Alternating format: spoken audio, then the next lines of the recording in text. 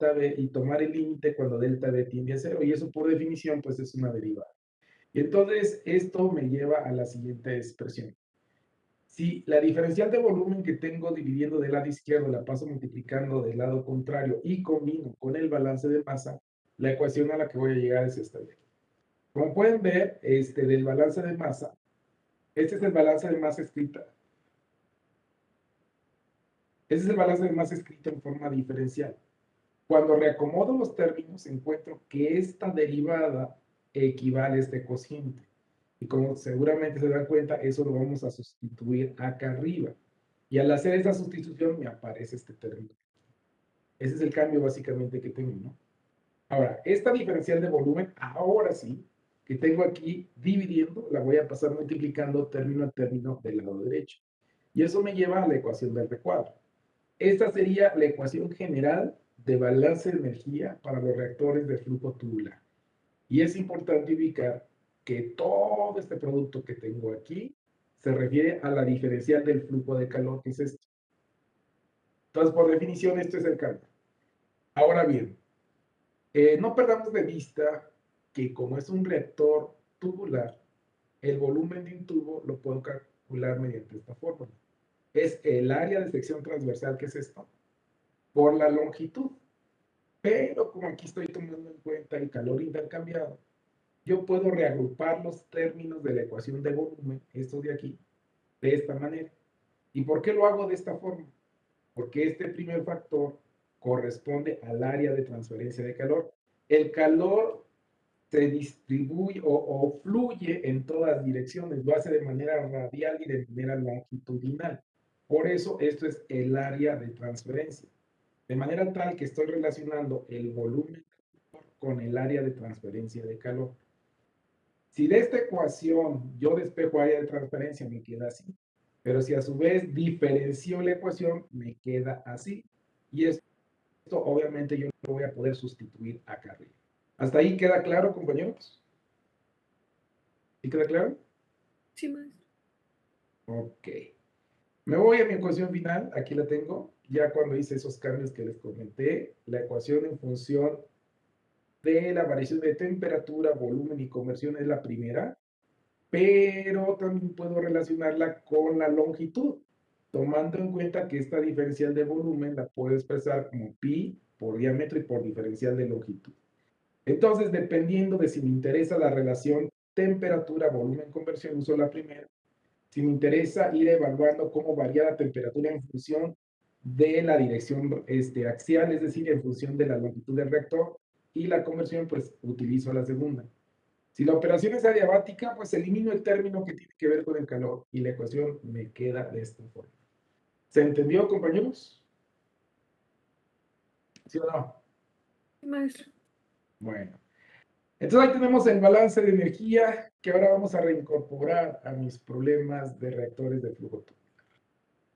Nos da tiempo para ir analizando un primer ejemplo de este tipo de reactores de flujo tubular y vamos a comenzar por este ejercicio. A ver. Como siguiente título en su cuaderno, lo que toca es problemas, pónganle reactores de flujo tubular no isotérmicos. Y vamos a anotar este problema. Primero vamos a comentar. Me indica que tengo una reacción en fase gaseosa. Tengo un reactivo A que forma 2 moles de un producto B. Dadas las condiciones en que opera el reactor, me sugieren considerar que la reacción se comporta, que el gas se comporta como ideal. Y me dicen que la operación es adiabática. Partimos del componente A puro, la corriente que alimenta al reactor tiene una temperatura de 300 Fahrenheit y el reactor tubular va a operar a la presión constante de 2 atmósferas. Ya sabemos que esta presión que llaman constante en realidad es la presión promedio en el reactor. Sabemos que en un tubo para que exista flujo debe haber un diferencial de presión. Si no hay un diferencial de presión no hay flujo. Pero cuando el diferencial de presión es pequeño, la presión promedio la puedo tomar constante. Y aquí me dicen que a partir de los siguientes datos, debo calcular el espacio y velocidad y el tiempo hipotético de la reacción para una conversión del 80%. Me dan como datos adicionales las capacidades caloríficas del reactivo y del producto, entendiéndose que estas capacidades pues son constantes independientes de la temperatura, me dan el calor de reacción y me dan la expresión que relaciona la constante cinética en función de la temperatura. Bueno, aquí tengo los datos, aquí tengo la ansiedad del problema, no tengo su cuaderno, ahorita que termine comenzamos a ver cómo se resuelve.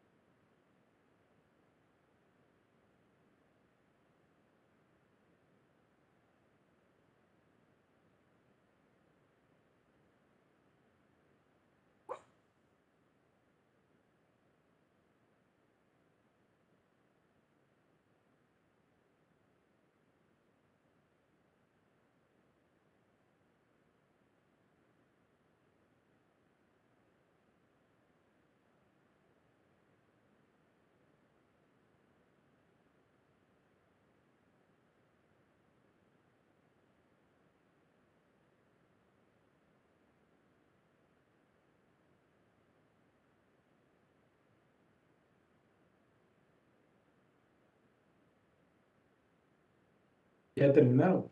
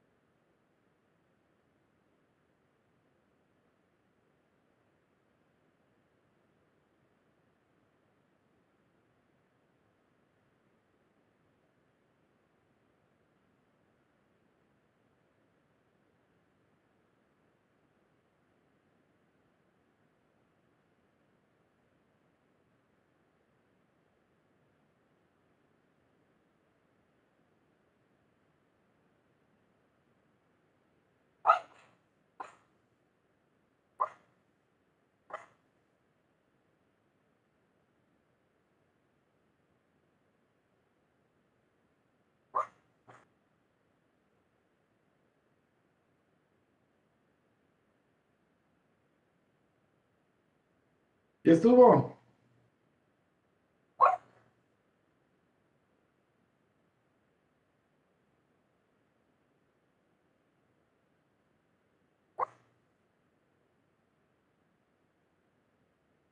¿Falta alguien? Bueno, al igual que en el caso de los reactores discontinuos, si la operación es adiabática, esto va a provocar una variación de temperatura. Y esto nos obliga a usar de manera conjunta el balance de masa y el balance de energía. Como se dieron cuenta, pues el balance de masa implica que la ecuación cinética la debo expresar en términos de la temperatura y la conversión. Pero no debemos olvidar que el reactor de flujo tubular, al operar en condiciones de presión constante, lo que varía es el volumen. Y entonces aquí, al momento en que yo voy a escribir la ecuación en función de la conversión y la temperatura, no olvidemos que la concentración la debo expresar como un cociente de moles entre volumen, dado que el volumen depende de la conversión, que los moles dependen de la conversión y el volumen depende de la temperatura y de la conversión. Entonces, tanto los moles como el volumen se deben poner en función de las variables de las cuales dependen. Para esto, pues recurrimos a lo que es la Z, que es la conversión fraccional, y comenzamos planteando lo que vale el número de moles en función de Z. Y ya sabemos, en este caso, el número de moles en función de Z es igual al número de moles ya iniciales por la fracción no convertida. Mientras que B, hay que tomar en cuenta la estequiometría de la reacción. Los moles de B formados es el doble de los moles de A que reaccionaron, por eso queda de esta forma. Como solo tengo A y B en la mezcla de reacción, pues los moles totales son la suma de los moles de A más los moles de B. Entonces, hacemos la sustitución de lo que valen los moles de A, que es esta diferencia, lo que valen los moles de B, que sería esto, factorizo n a 0 de esta suma y simplifico y me queda lo siguiente. Con esto ya puedo recurrir a la ecuación de gases ideales para plantear el volumen como una función de la temperatura y la conversión, tal como está indicado en esta ecuación. Entonces, sustituyo los moles en función de Z y en función de la temperatura. Al tener los moles de A en función de la temperatura y el volumen en función de Z y la temperatura, ya voy a poder regresar a mi ecuación número 1 para plantear la velocidad de reacción en términos de estas dos variables. ¿Hasta ahí alguna duda o comentario, compañeros? No, profesor. Anoten eso en su cuaderno, por favor, ahorita que terminen me dicen.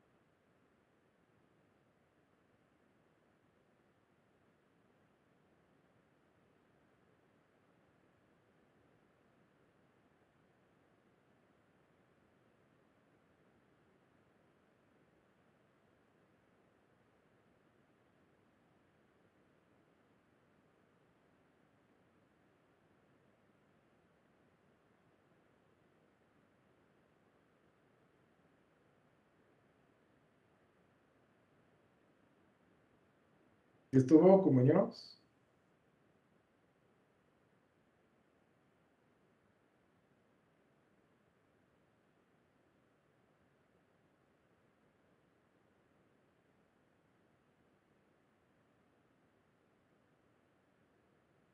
¿Los demás ya acabaron?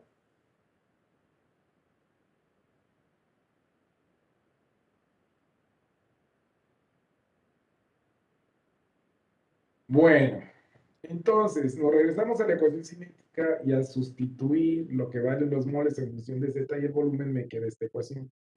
Ustedes se dan claramente cuenta que el número de moles de iniciales se va a cancelar y al simplificar la ecuación me queda así. K1 no es constante, K depende de la temperatura.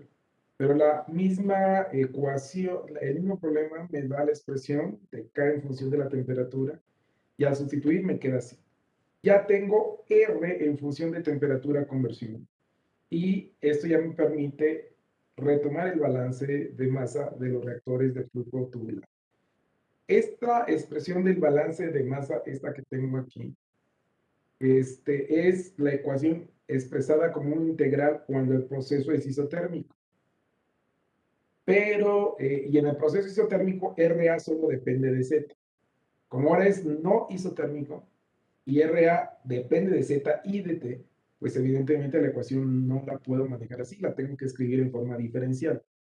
Y como ven, aquí reacomodo la ecuación de manera que me quede como una derivada. Y esta derivada me queda igual al inverso de R. Y a este inverso de R la defino como una nueva función. Como ahora aquí nada más es 1 entre R para diferenciarla de la función alfa que manejé en reactor discontinuo, por eso utilizo otra letra diferente. Pero esta función va a depender de dos variables, temperatura, conversión. Y esa dependencia está dada por esta ecuación. ¿Hasta aquí alguna duda o comentario?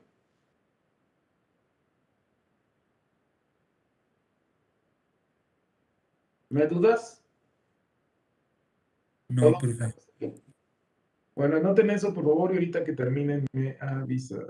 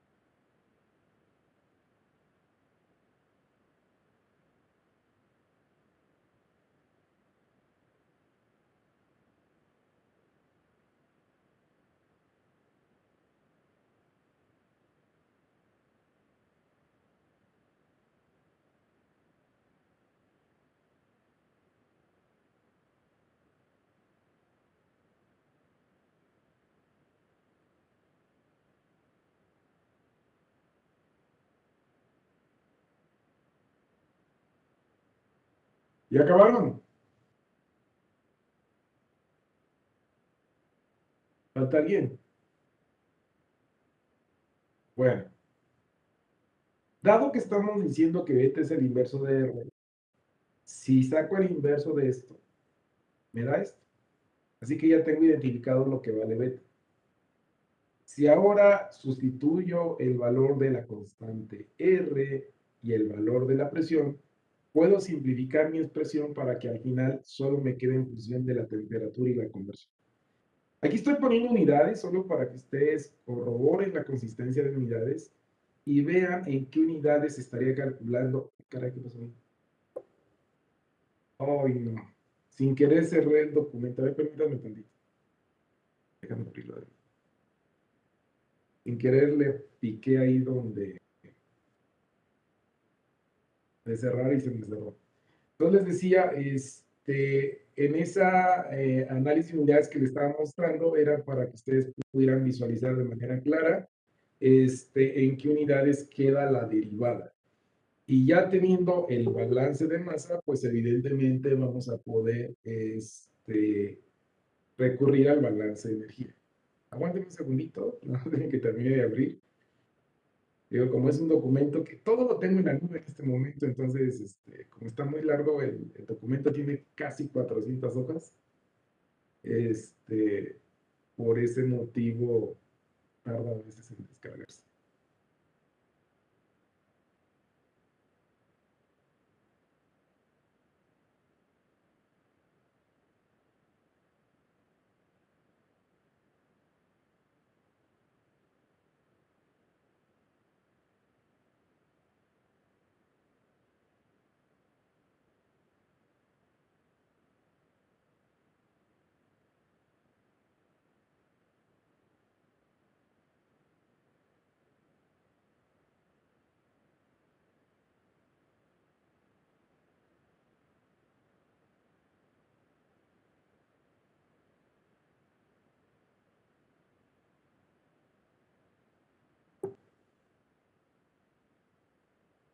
Bueno, entonces ahí nos estábamos quedando en esta parte. Entonces me espero nada más a que copien ese último apartado para que ya tengan el balance de masa. Anoten esto, por favor, y ya que terminen, me avisan.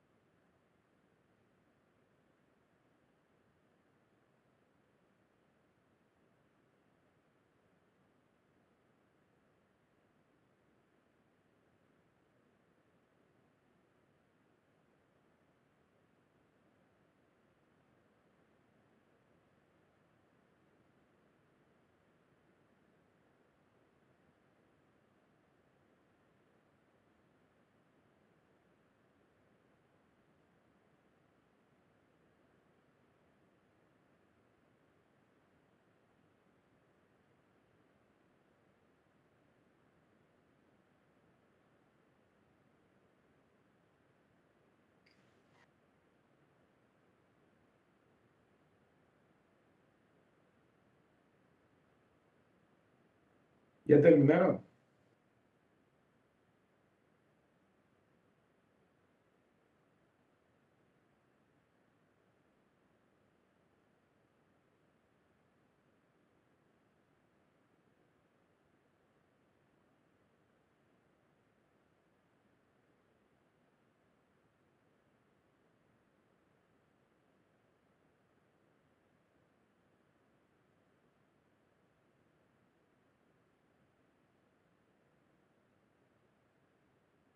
Bueno, entonces la ecuación final, ya para manejar los dos métodos, aquí se las dejo. Este sería método de Euler, que hay que escribir la ecuación en forma de incrementos, ya lo saben. Y aquí estamos identificando lo que sería mi función beta. Y si es método Ruge-Kutta, pues la ecuación como derivada, aquí la tenemos. Y pues esto ya nos va a permitir ir al balance de energía, en donde, sabiendo que es una operación adiabática, la expresión del balance de energía nos queda de esta forma. Ahora, en este problema hay que destacar que me dan el CP de los reactivos y productos. Y para poder usar la fórmula así como la tengo escrita en su forma original, necesitaría conocer lo que sería, por aquí, necesitaría conocer el CP promedio de la mezcla. No lo tengo.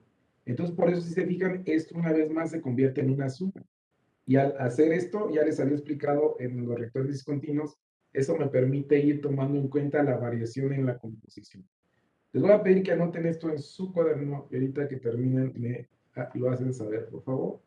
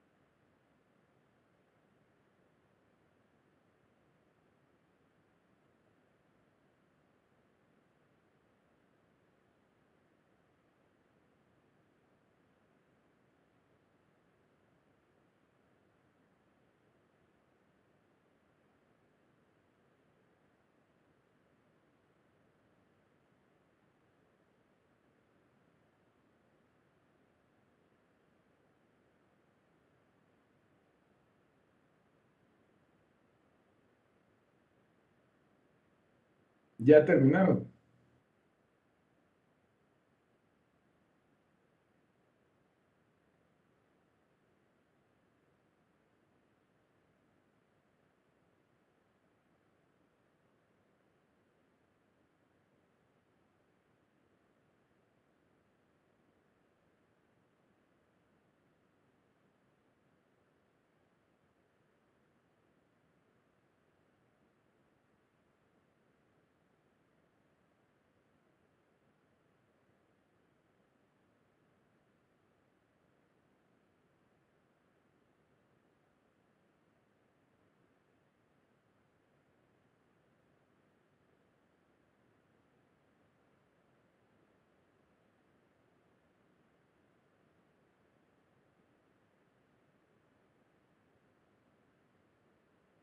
¿Falta alguien? Bueno, hay que desglosar la ecuación de balance de energía en lo que toca la suma que tenemos del lado izquierdo. Si nosotros despejamos,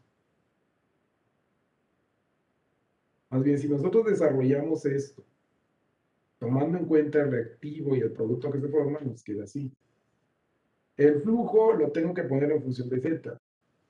En el caso del flujo de A, pues sería F a 0 por 1 menos Z para que me dé la cantidad no convertida. Y el flujo de B sería esto de aquí. Es una estequiometría 1 a 2, entonces lo que se forma de B es el doble de lo que se consumió de A.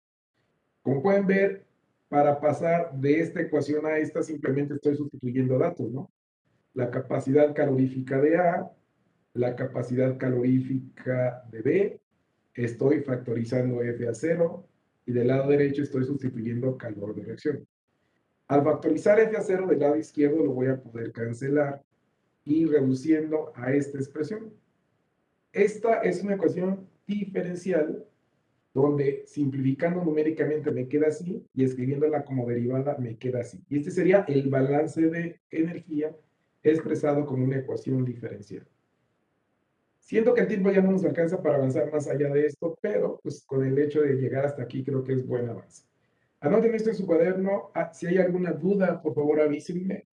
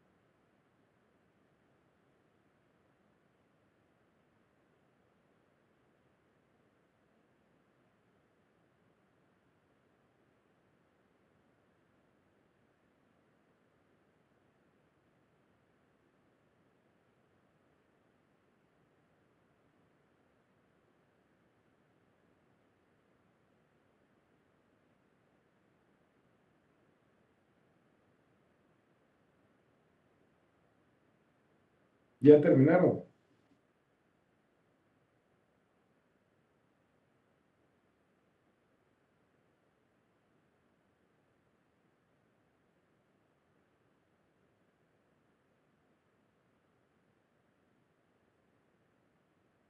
¿Falta alguien?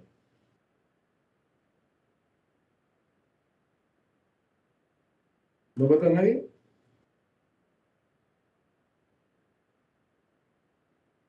¿Alguna duda hasta aquí, compañeros? ¿Todo claro hasta este punto? Sí, maestro. Sí.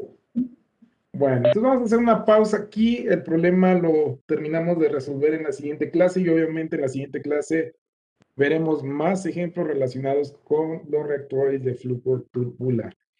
Bueno, pues si no hay dudas, entonces concluimos nuestra sesión el día de hoy y pues continuamos el próximo lunes. Como ya no los veo los siguientes días, pues de manera muy adelantada les deseo buen fin de semana. Vayan avanzando en sus tareas, en sus trabajos, en sus proyectos de investigación, porque acuérdense que ya debemos terminar bueno, con ustedes el último día de clase es el 3 de diciembre, pero con ustedes pues yo debo terminar el último miércoles, que según mis cálculos vamos a alcanzar a acabar bien, pero sí nos vamos a extender, yo pienso, hasta la última semana. Entonces, nos vemos, compañeros, que tengan un excelente día. Gracias, profe. Gracias, profe, que tenga buen día. Gracias, profe. Y adiós.